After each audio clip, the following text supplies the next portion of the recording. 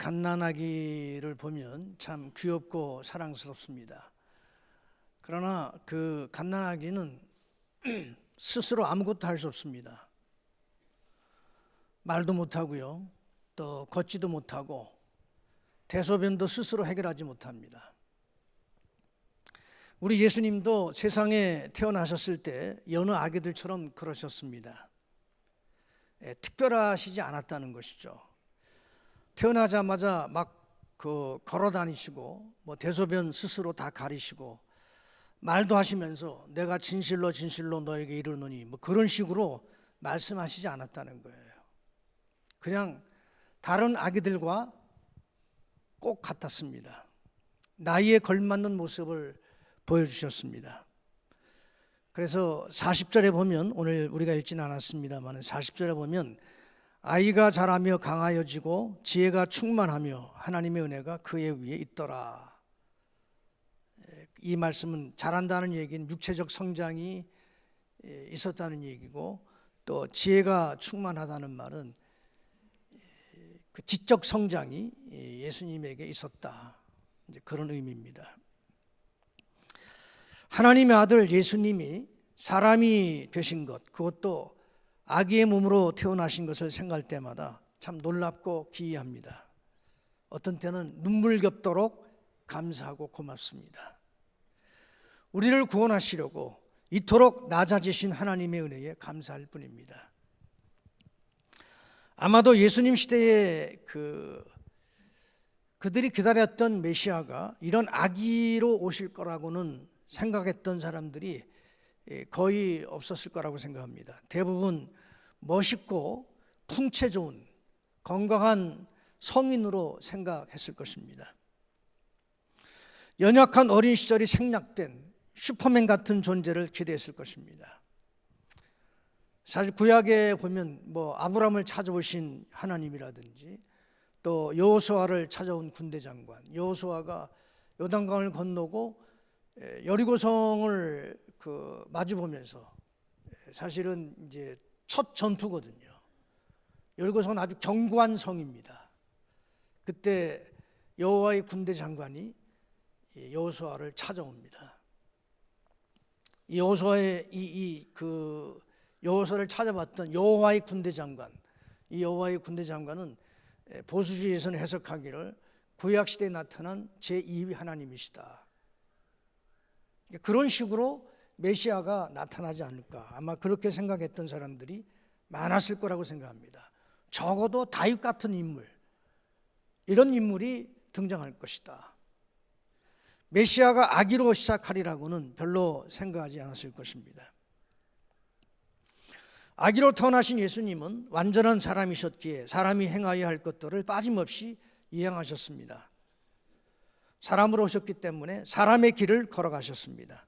오늘 말씀에도 보면 난지 8일 만에 다른 이스라엘 백성들과 똑같이, 특별히 남자아이와 똑같이 할례를 받으셨고, 또 율법의 요구를 이루시기 위해서 결례를 따라 장자의 제사를 드리기 위해 예루살렘으로 올라가셨습니다. 남자아이가 태어나면 40일이 경과한 이후에 성전에서 장자의 제사, 장자는 전부 하나님의 것이거든요.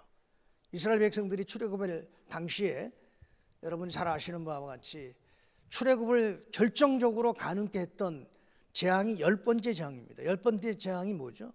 장자가 다 죽는, 이집트의 모든 집에 장자들이 다 죽임을 당하는 그런 재앙이었습니다. 그러나 하나님의 백성들, 이스라엘 백성들의 집에는 임방과 문설주에 1년 된 어린 양의 피를 바름으로써 이 죽음의 사자가 그 집을 건너갑니다. 패스오버. 그래서 이것을 기념하는 절기를 유월이라는 말은 패스오버라는 뜻입니다. 장자가 죽는 그 재앙으로 인해서 이스라엘 백성들이 해방을 맞게 되었고 구원을 얻게 되었습니다. 그래서 그 후에 하나님께서 이스라엘 백성들에게 말씀하시기를 장자는 전부 내 것이다.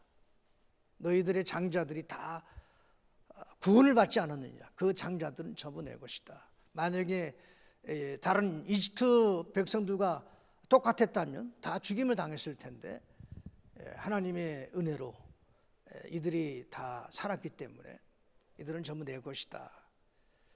그래서 장자가 태어나면 성전에 가서 1년 된 그 어린 양을 번제로 바치고 그다음 비둘기를 속죄제로 바쳤습니다.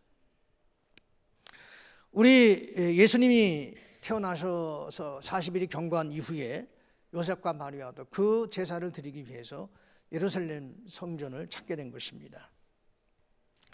근데 오늘 말씀에 보면 요셉과 마리아가 장자를 대신하여 속하는 이 제사를 드리면서 바쳤던 제물이 무엇이죠? 산비둘기 한 쌍 혹은 어린 집비둘기 2마리였다는 것을 알 수가 있습니다.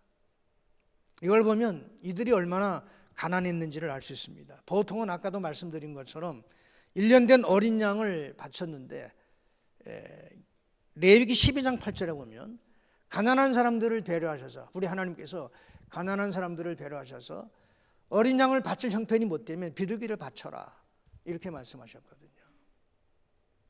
요셉과 마리아가 예수님이 태어나서 제사를 드리는데 양을 바칠 형편이 못 돼서 비둘기를 바치셨습니다. 요셉과 마리아가 예루살렘 성전에서 한 노인을 만났습니다. 그의 이름은 시므온입니다. 그는 놀랍게도 예수님을 알아보았습니다. 사실 놀라운 일 아닙니까? 아기 예수님의 머리에 후광이 있었던 것도 아니고 또 천사가 양 옆에서 호위하고 있었던 것도 아닌데 그냥 여느 아기와 같은 모습이었는데 이 노인은 예수님을 알아봤습니다. 이것은 이 노인의 영성이 어느 정도인지, 그리고 하나님께서 함께 하시면 무슨 일이 일어나는지를 보여주는 사건입니다. 시므온은 성령의 사람이었습니다.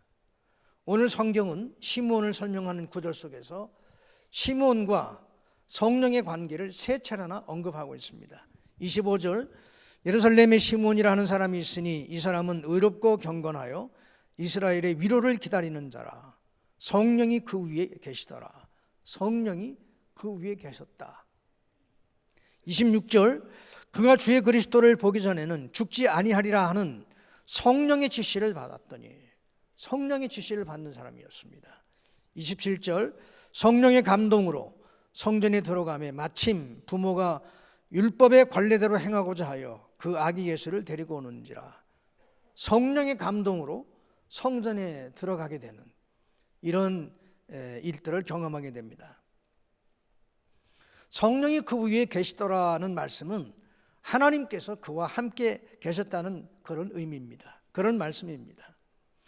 제가 지난 수요일에 수요 예배 때 그 성령 충만에 대해서 말씀을 드렸는데 시므온은 성령 충만한 사람이었습니다. 성령 충만의 의미가 뭐냐면 그 사람의 인격이라고 하는 것은 그 사람의 지성, 그 사람의 감정, 그 사람의 의지가 온전히 성령 하나님의 지배를 받는 상태를 성령 충만이라고 얘기합니다.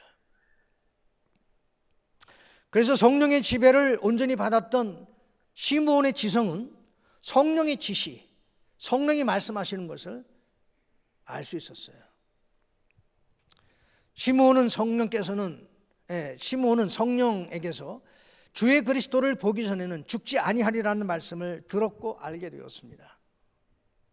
그래서 성전에 있던 다른 사람들은 예수님을 전혀 알아보지 못했는데 시므온은 아기 예수님을 보자마자 알아보았습니다. 성령께서 알려주신 것입니다. 시므온에 이어서 또 다른 사람이 아기 예수님을 알아보았습니다. 이 사람은 여선지자 안나였습니다. 그녀는 결혼하고 7년을 산 후에 과부가 됐습니다. 그리고는 84세가 될 때까지 혼자 살았던 여인이었습니다. 그녀가 예수님을 알아볼 뿐만 아니라 사람들에게 예수님을 알렸습니다.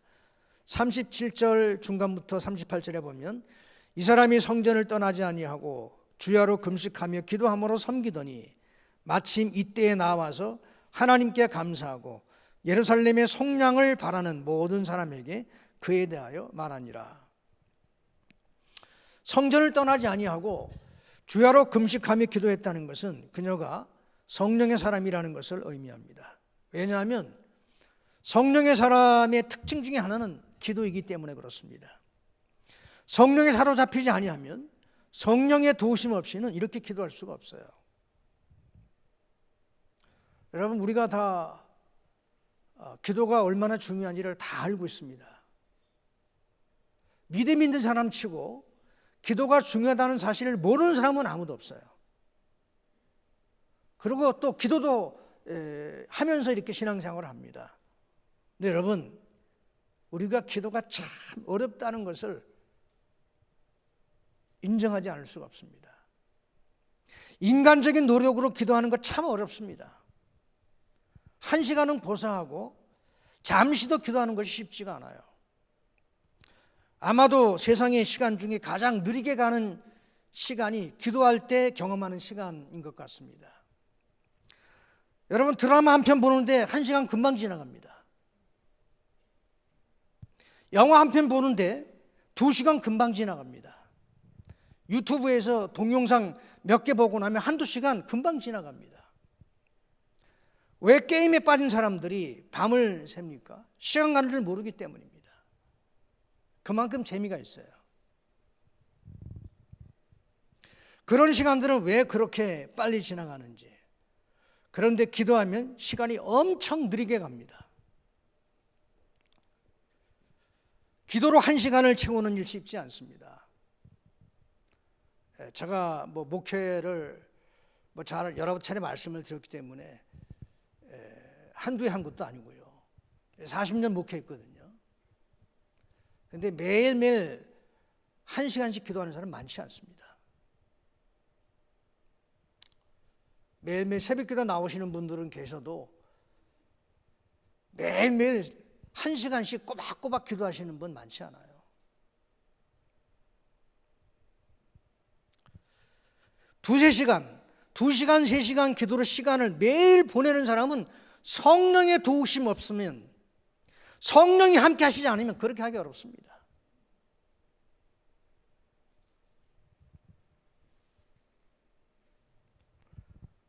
처음 기도를 시작할 때, 처음 기도를 배울 때 아마 우리가 다 그런 경험했을 거예요. 눈 감고 한참 기도한 것 같은데 시계를 보면 5분도 채 지나가지 않은 것을 깨달을 때가 있습니다. 여러분들은 그런 경험이 없으신가요? 기도하는 일이요, 이게 인간적인 노력으로 되는 게 아닙니다. 정말 성령이 함께 하셔야 1시간, 2시간, 3시간 기도할 수 있는 거예요. 그래서 성령의 사람의 특징은 기도하는 사람이다, 이렇게 말할 수 있습니다. 게다가 안나는 기도만 하는 것이 아니라 금식까지 같이 했으니까요. 성령에 사로잡히지 않으면 이래 어렵습니다. 금식하면서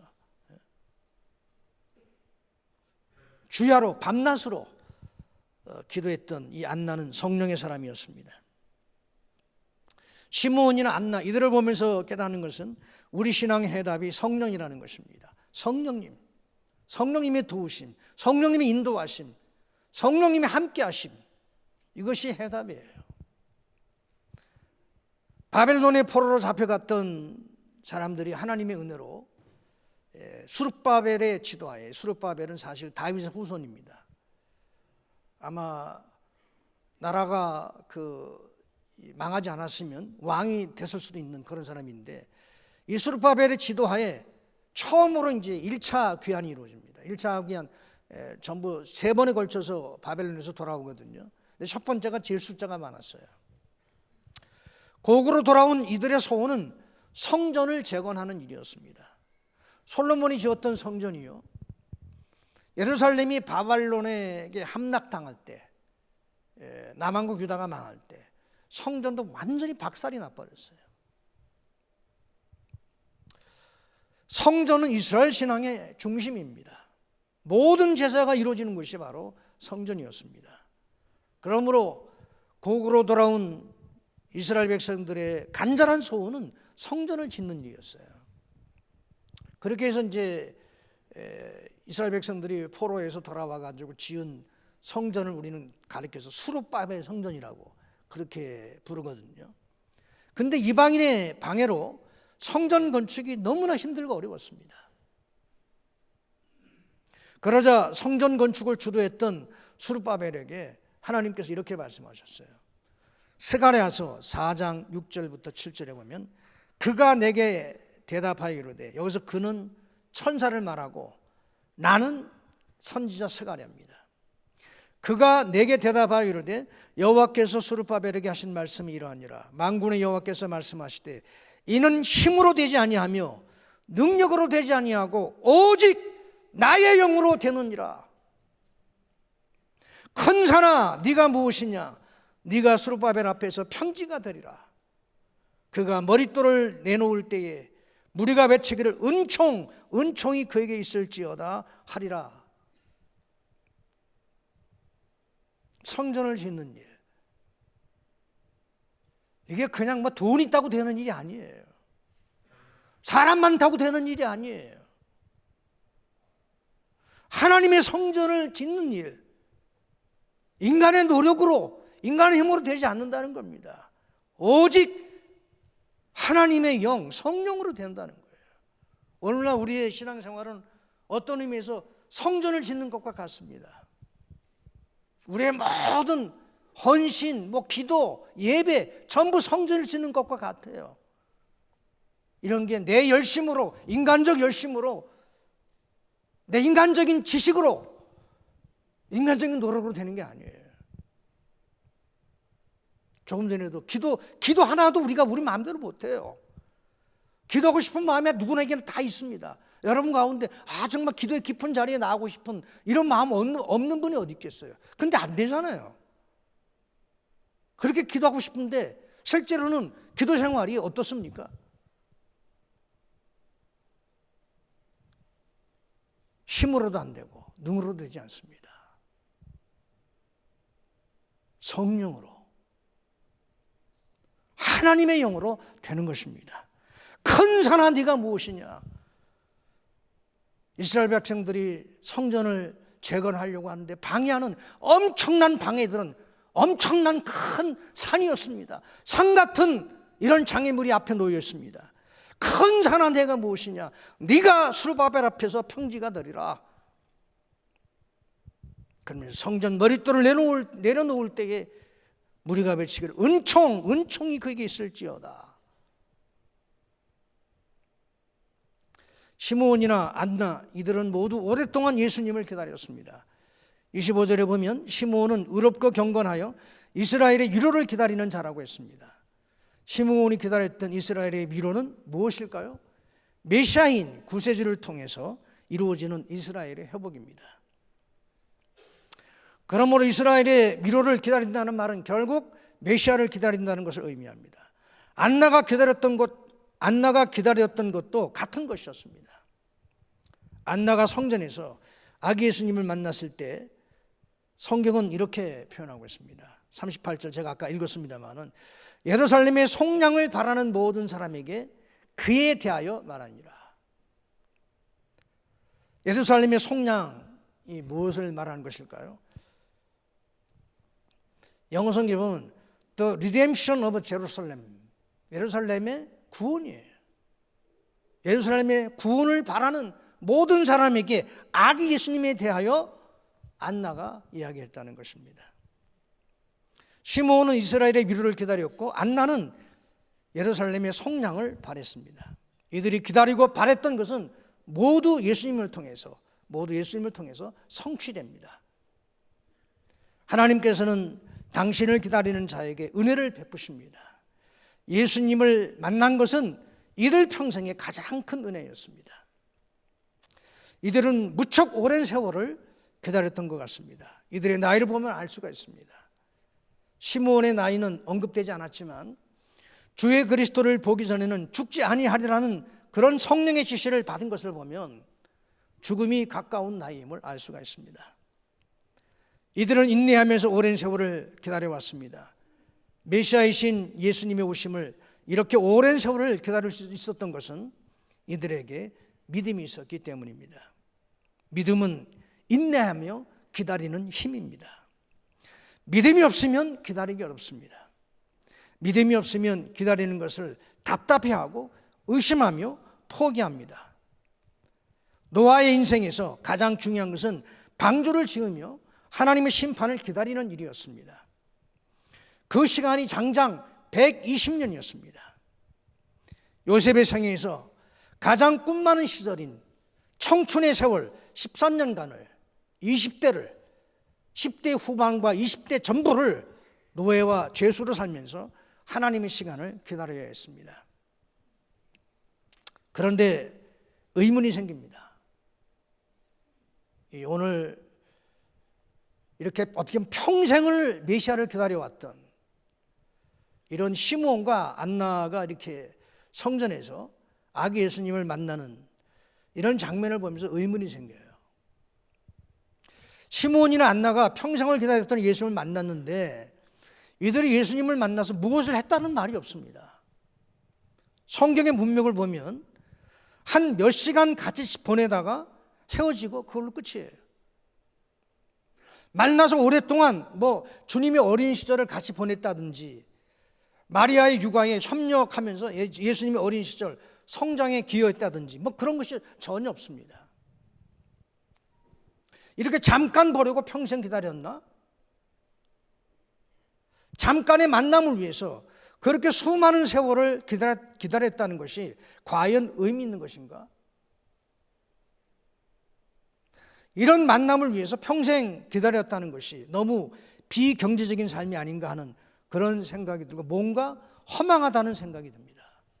주님과 같이 오래 뭔가를 한 게 아니잖아요. 잠깐 성전에서 보고 몇 시간을 봤는지 잘 모르겠지만 몇 시간을 함께 했는지 잘 모르겠지만 그날로 다 헤어지고 그걸로 끝이. 더 이상 예수님과 함께 했다는 그런 말이 성경에 전혀 없습니다. 그리고 이들은 너무 나이도 많아서 아마 예수님을 만난 이후에 얼마 못 살고 다 세상을 떠났을 거라고 생각합니다. 저는 오늘 여러분들에게 시므온과 안나를 보면서 그리고 이들뿐만 아니라 성경 전체를 통해서 우리가 깨달을 교훈이 있습니다. 그것은 무엇이냐면 예수님과의 만남에서 시간의 길이는 중요하지 않습니다. 얼마나 오랫동안 예수님을 만났느냐가 중요하지 않습니다. 얼마나 오래 교회를 다녔느냐가 중요하지 않습니다. 어떻게 예수님을 만나느냐가 중요합니다. 진짜로 만난 거냐?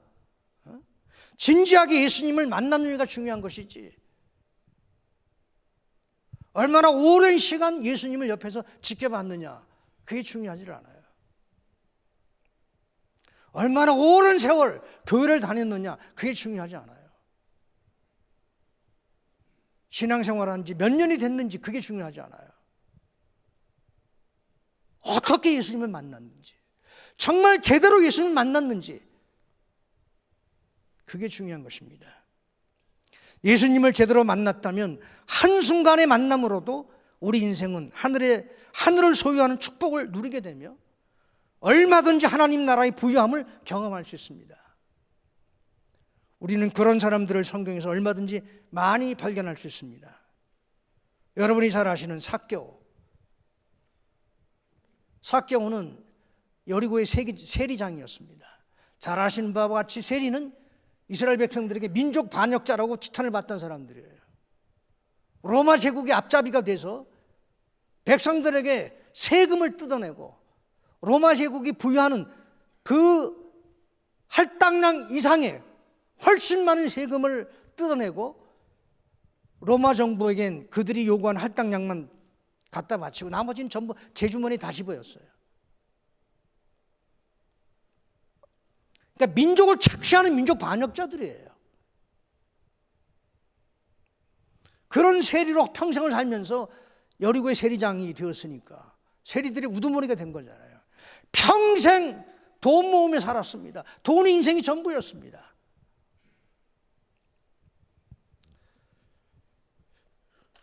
그런 삭개오가 예수님을 만났습니다.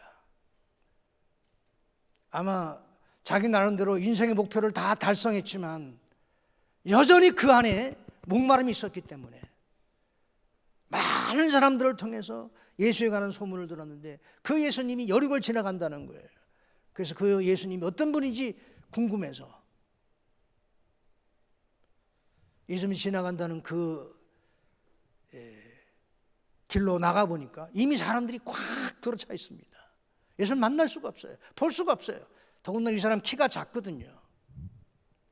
그래서 뽕나무 위로 기어 올라갑니다. 체면 불구하고 세리장의 그 신분을 망각하고 어린아이처럼 뽕나무 위로 올라갑니다. 그곳에서 아이 컨택이 이루어져요. 우리 주님과 아이 컨택이 이루어지고 주님께서 삭개오에 내려오너라. 내가 오늘 너희 집에 유하여 하겠다. 삭개오가 예수를 만나서 보낸 시간 사실 반나절 정도밖에 되지 않습니다. 그런데 예수를 만난 그 반나절의 시간으로 그의 인생의 위대한 터닝 포인트가 이루어져요. 앞에서도 말씀을 드린 것처럼 평생을 죄로 살면서 돈의 노예가 돼가지고 돈이 인생이 전부인 줄 알고 민족 반역자 소리 들어가면서 지탄의 대상이 된 그런 삶을 거리낌없이 살아왔던 그였습니다. 돈은 그의 인생의 전부였습니다. 그런 그가 예수님을 만났을 때 그는 이렇게 변했어요. 누가복음 19장 8절부터 10절에 보면 삭개오가 서서 주께 여짜오되 주여 보시옵소서 내 소유의 절반을 가난한 자들에게 주겠사오며 만일 누구의 것을 속여 빼앗은 일이 있으면 내 갑절이나 갚겠나이다. 예수께서 이르시되 오늘 구원이 이 집에 이르렀으니 이 사람도 아브라함의 자손이미로다. 인자가 온 곳은 잃어버린 자를 찾아 구원하려 함이니라.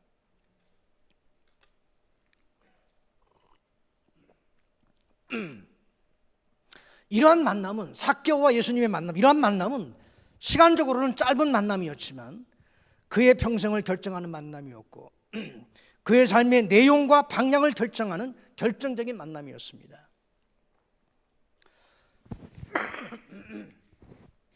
삭개오 이후에도 12년 동안 혈루증을 앓다가 예수님의 옷자락을 만져서 병이 치유된 여인, 혈루증을 앓으면서 이혼당하고 가족으로부터 버림받고 치료하느라고 가진 거 다 탕진하고 빈털터리가 됐습니다. 아무 소망이 없던 이 여인에게 예수님에 대한 소문이 들렸습니다. 몸을 가누기도 힘든 그 몸을 끌고 예수님이 계시다고 하는 곳을 찾아갔습니다. 사람으로 둘러싸여 있었습니다. 비집고 들어갈 틈이 없습니다. 정말 목숨을 건 그런 접근이었습니다. 사람 사이를 비집고 들어가서 내가 저분의 옷자락만 만져도 내 병이 나을 것이다 라는 믿음을 가지고 비집고 들어가서 예수님이 옷자락에 손을 댔을 때 치유되는 그런 기적이 일어났습니다. 누가 내 옷에 손을 댔느냐? 주님께서 물으셨어요. 그렇게 많은 사람들이 에워싸면서 예수님에게 손을 대는 사람이 한두 사람이었겠어요?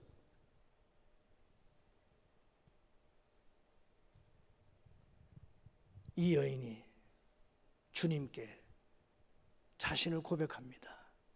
제가 예수님 옷자락에 손을 대었습니다. 내 믿음이 너를 구원하였다. 짧은 시간입니다. 짧은 시간. 12살 된 딸의 죽음을 통해서 예수를 만났던 회당장 야이로, 하나뿐인 아들의 죽음 앞에서 좌절했던 나인성 과부는 잠시 예수님을 만났을 뿐이지만 이들은 평생 예수님을 가슴에 품고 살았던 사람들입니다. 예수님을 생각만 하면 가슴이 먹먹하고 눈물을 감출 수가 없었을 것입니다. 그 예수님을 가슴에 품고 평생을 살았을 것이 분명합니다. 얼마나 예수님을 만난 시간이 얼마나 기냐, 얼마나 오래됐느냐, 그거 중요하지 않아요. 어떻게 예수님을 만났느냐, 정말 제대로 예수님을 만났느냐. 예수님은 여러분들에게 어떤 분이십니까? 어떤 분으로 믿고 의지하고 살아가십니까? 주는 그리스도시요 살아계신 하나님의 아들이십니다. 주님은 저에게 영생의 복을 주셨습니다. 주님은 저에게 삶의 의미를 부여하셨습니다. 허무한 인생에 왜 살아야 하는지 이유를 알게 하신 분이 바로 주님이십니다.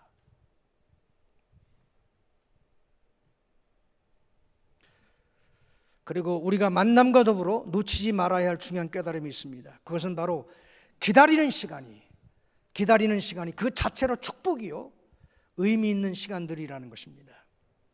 오늘 본문의 시몬이나 안나가 메시아를 기다리며 기다렸던 시간은 결코 지겹고 지루한 세월이 아니었습니다. 그 세월은 하나님을 생각하는 복된 시간이었습니다. 하나님을 깊이 묵상하는 시간이었습니다. 메시아를 기다리는 사람이 결코 세월을 대충 얼렁뚱땅 그렇게 살지 않습니다. 이들은 벌써 마음속에서, 생각 속에서, 꿈속에서, 그리고 그들이 품었던 비전 속에서 하나님을 만났고 그리스도를 만났고 음성을 들었을 것입니다. 그리고 구별된 삶을 살았고 이미 하늘로부터 내려오는 복을 누리며 살았을 것이 분명합니다. 시므온을 보십시오. 시므온의 기다림의 시간이 얼마나 익사이팅한지 충분히 짐작할 수 있습니다. 아기 예수님을 만나기 전에 메시아를 기다리는 시간에 그는 성령이 함께 하셨고 성령의 지시를 받았고 성령의 감동을 받았어요. 여러분, 성령의 지시를 받고 성령의 감동을 받고 성령이 함께 하시는 그 시간이 지루할 수가 있겠습니까? 천만에요. 기다리는 시간이었지만 매 순간이 너무너무 익사이팅했을 거예요.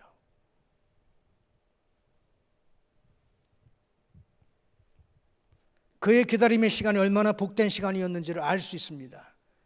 그가 아기 예수를 만났을 때 그는 이렇게 찬송했습니다. 29절부터 32절을 보면 주제는 이제 하나님을 가리키는 표현이에요. 절대 주권의 하나님, 이런 뜻입니다. 이제는 말씀하신 대로 종을 평안히 놓아주시는도다. 내 눈이 주의 구원을 보았사오니 이는 만민 앞에 예비하신 것이요 이방을 비추는 빛이요 주의 백성 이스라엘의 영광이니이다. 이런 찬송이 가능했던 것은 성령이 함께 하시는 기다림이 있었기 때문입니다. 성령이 함께 하시는 기다림. 그의 영혼이, 그의 심령이 메시아의 오심을 기다리며 사모했기에 이런 고백이 가능했습니다. 기다리는 시간이 있었기에 감격스럽고 눈물겨운 만남이 있는 것입니다. 기다리는 시간이 없었던 사람들은 예수를 만났어도 아무런 감동이 없어요. 깨달음도 없어요. 없을 뿐만 아니라 예수를 보면서 적대감을 갖는 그런 사람들도 있습니다. 대제사장이 그랬고 바리새인들이 그랬고 율법학자들, 서기관들이 그랬습니다. 예수를 눈으로 봤습니다. 행하는 기적도 보았습니다. 그럼에도 불구하고 오히려 예수님에 대해 적대감을 갖습니다. 기억하십시오.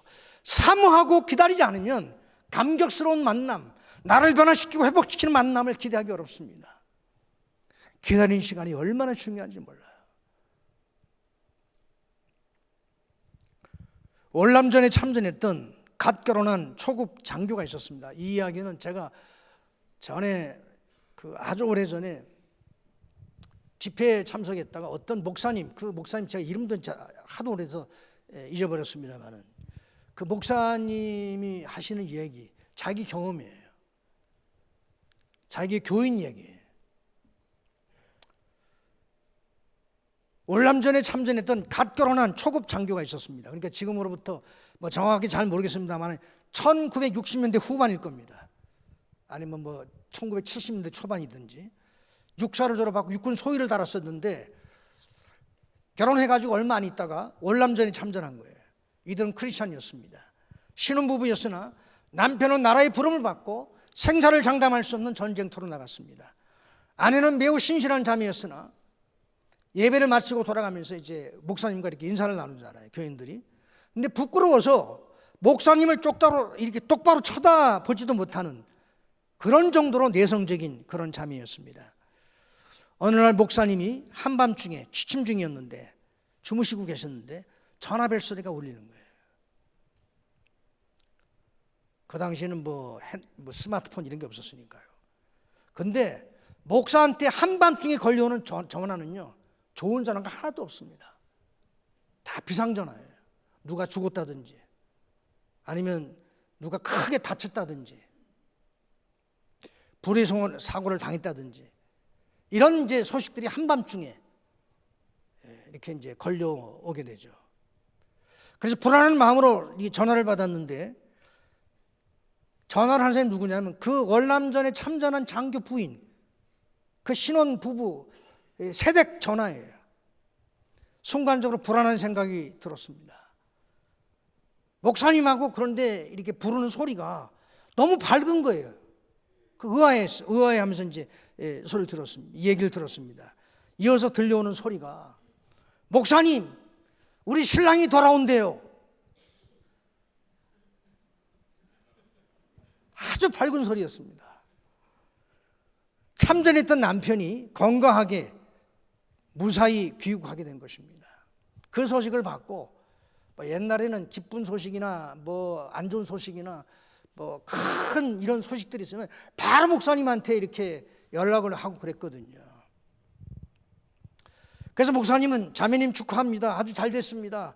이렇게 축하 인사를 하고 전화를 끊고는 얼마나 좋았으면 예배 마치고 나가면서 눈도 못 맞추던 사람이 이 한밤중에 전화를 다 했을까 하면서 속으로 웃었다고 합니다.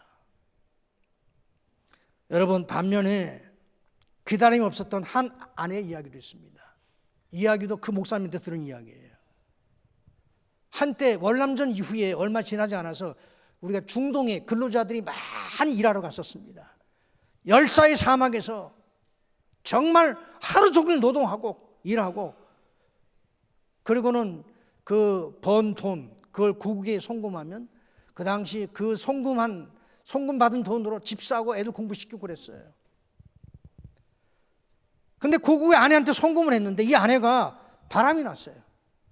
돈을 다 탕진했습니다. 이 이야기는 매달 한 달에 한 번씩 은행에 가서 돈 찾으러 갈 거 아니에요.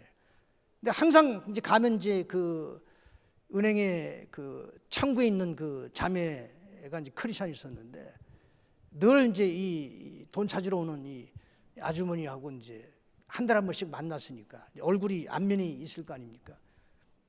처음에는 막 촌티가 막 정말 풀풀 날리고 애 하나 등에 업고 또 하나 손 잡고 이러고 이제 와서 돈 찾으러 갔대요. 돈 찾아갔대요. 시간이 몇 달 지나고 1년 지나고 난 이후에 애들이 없어지고 웬 남자하고 같이 이렇게 화장을 하고 이렇게 돈 찾으러 오더라는 거예요. 그래서 속으로 참 무슨 일이 났구나 그런 생각이 있다는 거예요. 근데 한 번은 혼자 돈 찾으러 왔는데 막 얼굴이 사형 선고 받은 사람처럼 사색이 돼가지고 왔다는 거예요. 늘 한 달에 한 번씩 보던 사람이니까 딱 보면 알잖아요. 그래서 물었대요. 무슨 일이 있느냐고. 왜 그렇게 얼굴 안색이 안 좋습니까? 했더니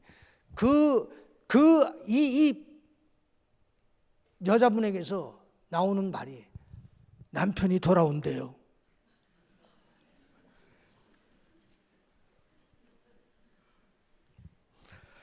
한 사람에겐 남편이 돌아오는 게 최고의 축복이었는데 한 사람에게는 완전히 사형 선고 받은 것 같은 그런 소식이에요.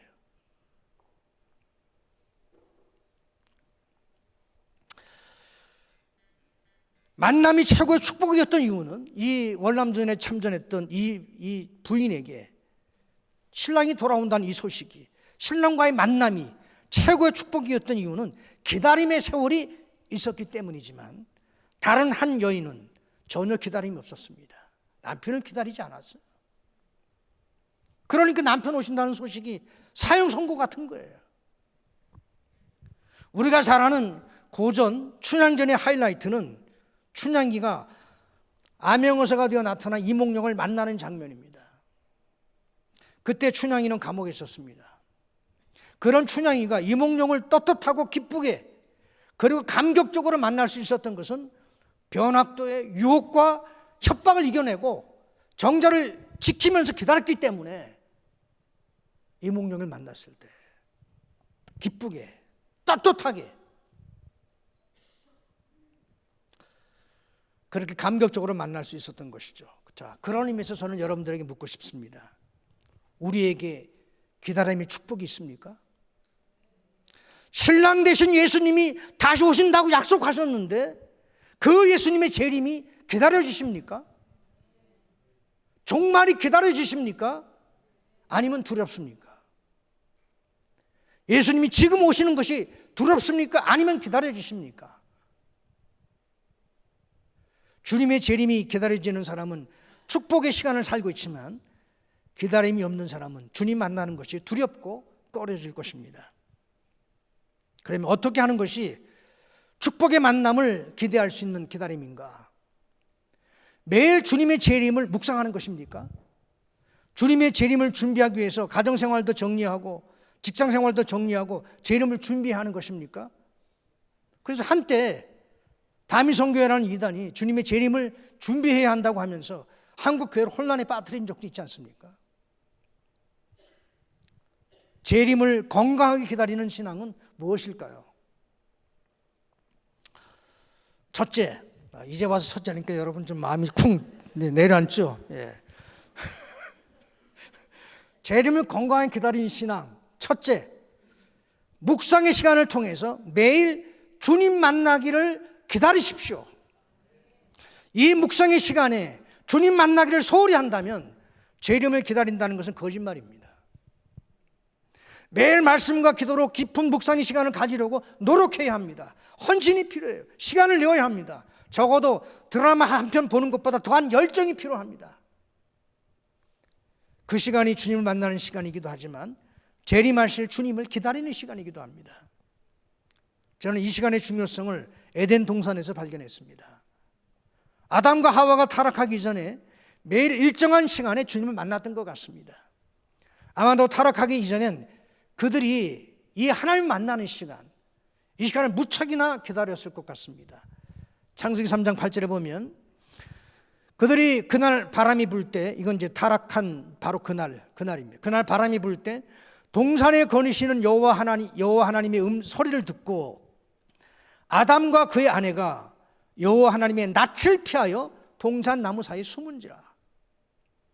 타락하기 전에 기다려졌던 그 만남이 타락한 이후엔 두렵고 부끄러운 만남으로 변했습니다. 그들은 이제 만남을 더 이상 기다리지 않았습니다. 타락한 인간의 마음은 항상 하나님이 부담스러워요.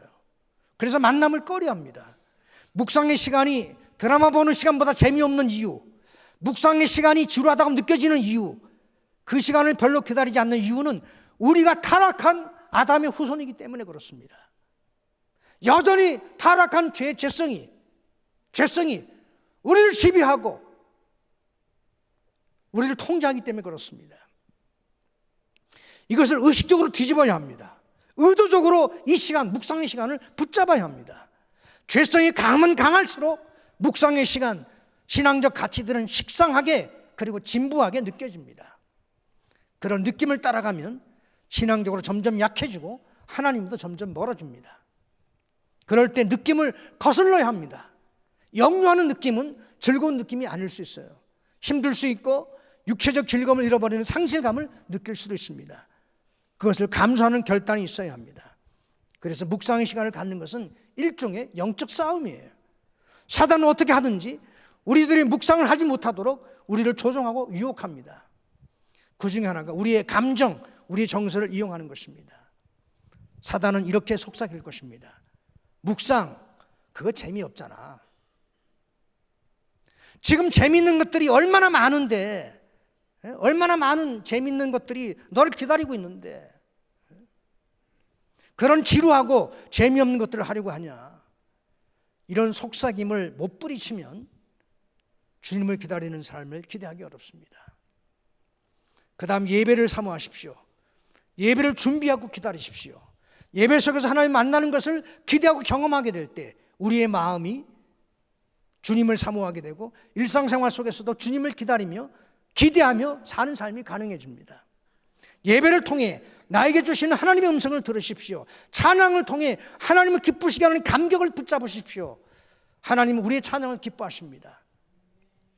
요한 사도가 밤모섬에서 보았던 천상의 광경 첫 번째는 예배하는 장면이었습니다. 천국에서는 맨날 허구한 날 예배를 드리게 될 것입니다. 그런데 그 예배가 한 번도 지겹거나 무미건조하지 않습니다. 매번 드리는 예배에 감동과 감격과 기쁨과 소망이 넘칩니다. 왜냐하면 하나님의 임재가 100% 경험되는 예배이기 때문에 그렇습니다. 지상의 예배는 그 천상 예배의 그림자예요. 하나님의 임재를 경험하지만 우리의 타락한 죄성이 그 경험을 제한합니다. 하나님의 임재를 경험하는 예배보다 더 좋은 예배는 없습니다. 그 예배를 기다리며 사모하십시오. 그것은 주님을 기다리며 사모하는 것과 같습니다. 그러기 위해서 하나님의 임재를 경험하는 예배가 되려면 일상생활 속에서 드리는 생활의 예배가 있어야 합니다. 예배에 제물이 필요합니다. 잘 아시는 바와 같이 제물이 없으면 예배가 성립되지 않아요. 구약에 보면 제물이 없으면 제사를 드릴 수가 없습니다. 우리 예배도 마찬가지예요. 우리의 예배가 하나님을 기쁘시게 하는 예배, 하나님의 임재를 경험하는 예배가 되려면 제물이 있어야 합니다. 그 제물이 뭘까요? 제물이 뭐라고 물으니까 많은 사람들이 헌금 이렇게 대답할 것 같습니다. 예, 헌금은 제물의 일부일 수 있어요. 그러나 정말 우리 하나님께서 우리에게 보고 싶어 하시는, 기대하시는 제물이 무엇일까요? 그것은 바로 일상생활 속에서 드리는 생활의 예배입니다. 우리는 그것을 준비해야 합니다. 그 제물을 준비해야 합니다. 가정에서, 일터에서 순종으로 드려진 삶이, 헌신과 섬김으로 드려진 삶이 우리가 준비해야 할 제물들이에요. 만약에 우리 일상생활 속에서 이런 제물들이 준비되지 않은 채, 즉 이런 삶이 없이 헌신, 순종, 섬김, 이런 삶이 없이 주일 교회에 와서 드리는 예배는 하나님의 임재를 경험하기 어려울 것입니다. 왜냐하면 기다림이 없었기 때문입니다. 일상생활 속에서의 순종, 헌신, 섬김은 하나님의 백성들 모두가 하나 되어서 하나님을 예배할 때 우리가 기쁨으로 하나님께 올려드리는 제물이기 때문입니다. 우리는 시므온처럼 안나처럼 예수님을 기다리는 사람입니까? 기다리는 사람이 기쁨이 있고 감사가 있고 감격 있는 만남을 경험할 수 있습니다. 우리 모두가 기다림이 있고, 그래서 그 기다림이 가져다주는 거룩한 만남, 치유와 회복의 만남, 소망과 위로의 만남, 승리와 기쁨의 만남을 경험하는 저와 여러분들이 되시기를 예수님 이름으로 축원합니다. 하나님 아버지 감사합니다. 예수님을 기다렸던 시므온과 안나를 통해 우리 신앙을 재조명해 볼 수 있도록 은혜를 베풀어 주심을 감사합니다. 주님, 우리에게 기다림이 있는 이런 신앙이 하나님을 기쁘시게 한다는 것을, 하나님 만났을 때 더 감격스럽고 하나님 임재를 더 깊이 체험하게 된다는 것을 깨달아 알게 하여 주시옵소서. 예수님의 이름으로 기도했습니다. 아멘.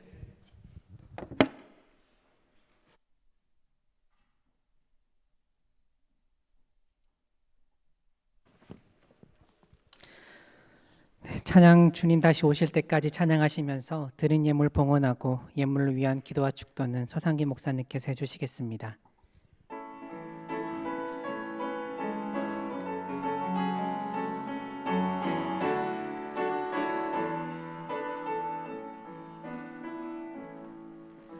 주님 다시 오실 때까지 나는 네 길을 가리라.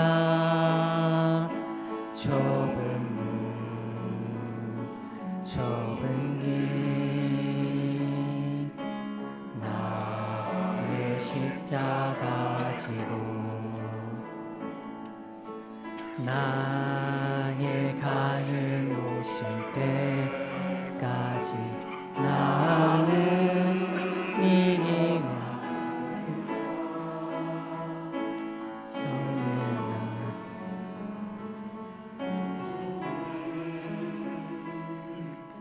나를 맞아 주시리.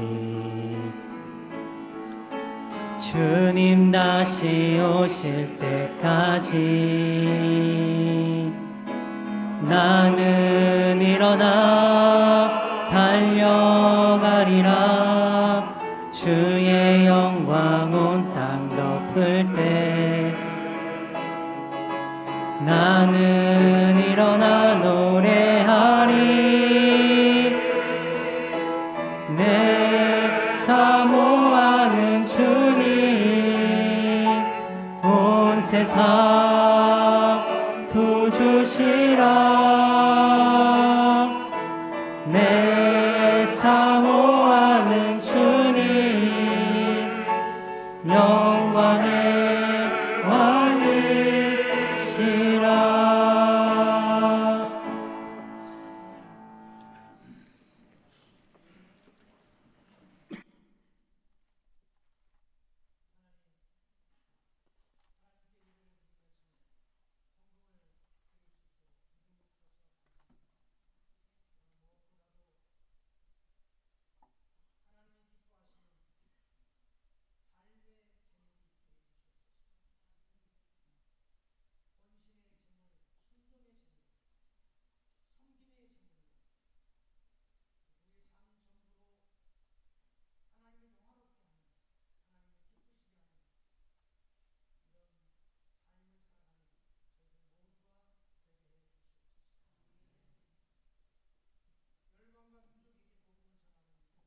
우리 다음 세대를 말씀으로 양육하고 훈련한 일들을 위해서 우리가 드리는 시간, 물질, 재능들이 복되고 귀하게 쓰임받는 은총을 베풀어 주시옵소서.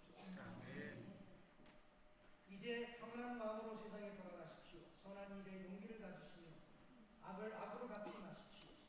항상 연약한 자를 도우시며 병든 자를 찾아보시며 곤란당하는 이웃을 위로하십시오. 모든 사람을 존경하시며 주님께 봉사하고 주님을 사랑하십시오. 모든 일을 믿음과 사랑으로 행하시며 어떤 일에도 소망을 포기하지 마십시오. 그리고 거룩하신 성령께서 인정하고 기쁨과 감사의 생활에 나가십시오. 우리 하나님 아버지는 여러분 항상 도와주실 것입니다.